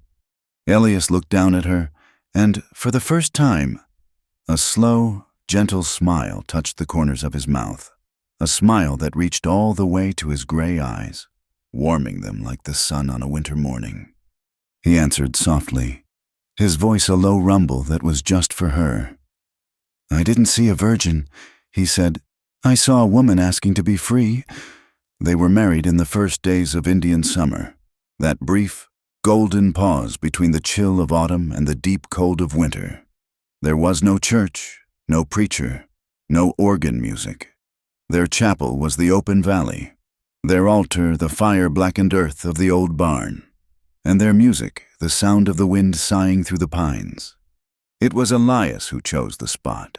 He led her there in the late afternoon, when the sun was low and the light was the color of warm honey.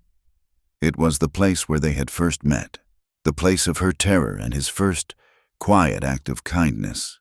But it was not a place of ghosts. Over the months, nature had begun its patient work of healing. Tiny green shoots pushed up through the ash, and where the deepest scars lay, a scattering of late-season wildflowers had bloomed, their purple and yellow heads a defiant splash of color against the black.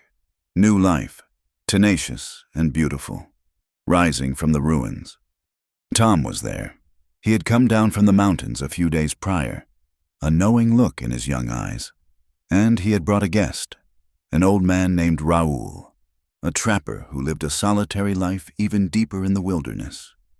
Raoul was as weathered and silent as the granite peaks he called home, his face a roadmap of wrinkles, his eyes the pale, faded blue of a winter sky.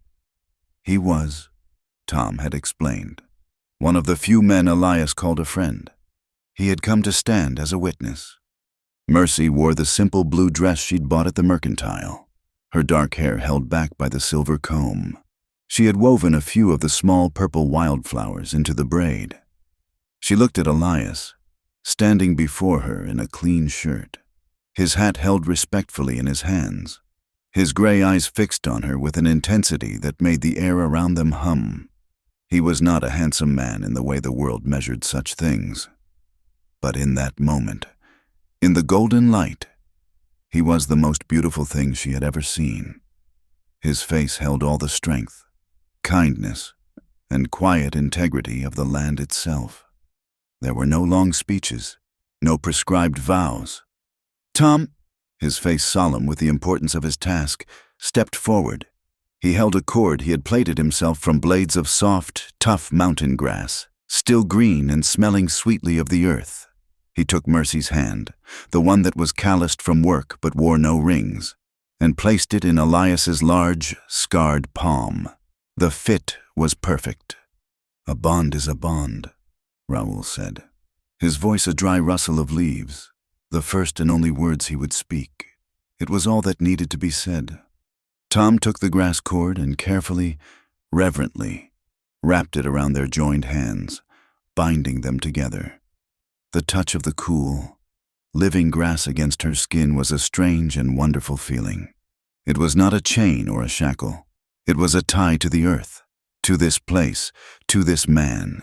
It was a promise made of living things. They stood like that for a long time as the sun dipped below the mountains, their hands bound, their eyes locked. In his gaze, she did not see a man taking possession. She saw a partner, an equal, a man offering his silence, his strength, and his loyalty, freely and completely. And in her eyes, he saw not the preacher's daughter, not the frightened runaway, but the woman who had fought for him, healed him, and rebuilt a life beside him. He saw the woman who had chosen him. The wind picked up, a cool whisper that rustled the dry leaves and tugged at a loose strand of her hair. The bond was complete. Tom gently unwound the grass cord. Elias did not let go of her hand. They turned, hand in hand, and walked back to the cabin as the first stars began to prick the deep violet of the twilight sky, leaving Tom and Raoul to their quiet vigil by the fire. Later that night, the world was silent. The moon was a thin silver sliver, and the cabin was a small, warm island of light in a vast, dark sea. A fire crackled in the hearth, casting long, dancing shadows on the walls. Elias sat in his chair, mending a piece of tack, his hands moving with their familiar, competent rhythm. Mercy sat on the edge of her cot, the one he had insisted she keep, her hands idle in her lap. Since her decision to stay, nothing and everything had changed. They still worked side by side. They still shared their meals in comfortable silence. But a new current ran beneath the quiet surface of their lives, a current of unspoken, acknowledged truth. They were no longer just two survivors sharing a roof. They were a beginning. Mercy looked at him, his face cast in the warm glow of the firelight, the scar above his eye, the lines of sun and sorrow etched into his skin, the quiet strength in the set of his jaw. She felt a wave of love for him so powerful, so profound. It was a physical ache in her chest. It was a love born not of flowery words or poetic fancy, but forged in fire and fear, tempered by shared labor, and sealed in a quiet respect that was more precious than any jewel. Her father had taught her that the flesh was a source of sin and shame, that a woman's body was a temptation, a danger to be feared and controlled. For her entire life, she had carried that fear with her. It had been the bars of her cage. Even here, in the safety of the valley, a shadow of that fear had remained, a thin, invisible wall between them. She looked at her hands, at the new strength in them. She thought of the rifle kicking against her shoulder, of the blood on her fingers, of the life she had fought to save. She was not the girl who had trembled in the barn. She was not a thing to be feared or protected or owned. She was a woman. Slowly, deliberately, she stood up. The soft sound of her movement made Elias pause in his work. He looked up, his hands still, his gray eyes questioning. She took a breath, and for the first time since the night they met, she walked toward him. There was no warning in her eyes, no barrier in her posture, no fear in her heart. She was not a supplicant asking for permission, nor a temptress luring him to sin. She was simply a woman, walking to her husband. She stopped in front of his chair. So close she could feel the warmth radiating from his body. She could see the flicker of the firelight reflected in his eyes. He watched her, his expression unreadable but for the stillness that had come over him, the stillness of a man witnessing a miracle. He did not reach for her. He did not speak. He simply opened his hand, palm up, and held it out to her in the space between them. It was an invitation, not a demand, a question, not a command. It was the same choice he had given her from the very beginning. She looked down at his hand, the hand that had offered her a coat, tended her wounds, held a comb, and stood between her and all the terrors of her past. She raised her own hand and placed it in his.